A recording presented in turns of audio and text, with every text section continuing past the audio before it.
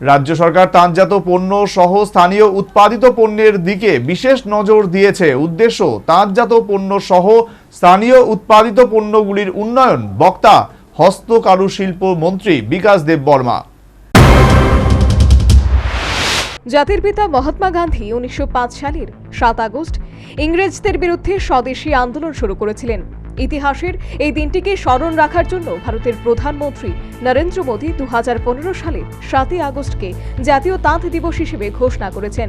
সেই থেকে এই দিনটিকে গোটা দেশে বিভিন্ন কর্মসূচির মধ্য দিয়ে প্রতিপালন করা হয়। বুধবার বিভিন্ন কর্মসূচির মধ্য দিয়ে হ্যান্ডলুম ডে পালন করা হয়। হ্যান্ডলুম ডে উপলক্ষে প্রজ্ঞা ভবনে আয়োজিত অনুষ্ঠানে উপস্থিত ছিলেন মন্ত্রী বিকাশ দেববর্মা, রাজ্য হস্তকারু দপ্তরের চেয়ারম্যান বিধায়ক কিশোর বর্মন সহ সংশ্লিষ্ট দপ্তরের আধিকারিকরা। অনুষ্ঠানে মন্ত্রী বিকাশ দেববর্মা, বিধায়ক কিশোর দাস সহ অন্যান্যরা তাঁত শিল্পের বিভিন্ন মেশিন খতিয়ে দেখেন এবং তার প্রশংসা করেন। এদিন মন্ত্রী বিকাশ দেববর্মা বলেন, সরকার তাঁত শিল্পের উন্নয়নে স্থানীয় উৎপাদনের উপর বিশেষ জোর দিয়েছে।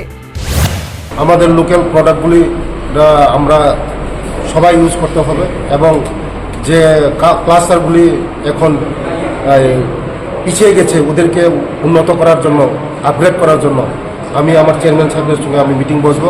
আগামী দিন আমাদের এই যে লোকাল প্রোডাক্ট কীভাবে আরও আপগ্রেড করা যায় এটা নিয়ে। এদিন রাজ্য হস্তকারু দপ্তরের চেয়ারম্যান বিধায়ক কিশোর বর্মন বলেন, তাঁত শিল্পের উন্নয়নে কেন্দ্র ও রাজ্য সরকার দিল্লি সহ দেশের বিভিন্ন জায়গায় বর্তমানে ফ্যাশন শো করছে, যাতে ট্রেডিশনাল ড্রেসের উপর বিশেষ গুরুত্ব দেওয়া হচ্ছে।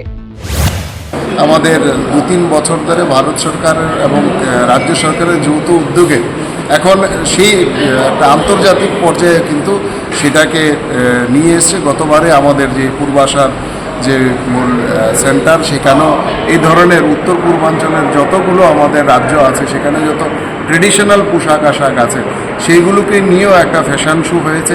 আবার এই বছরও হতে যাচ্ছে।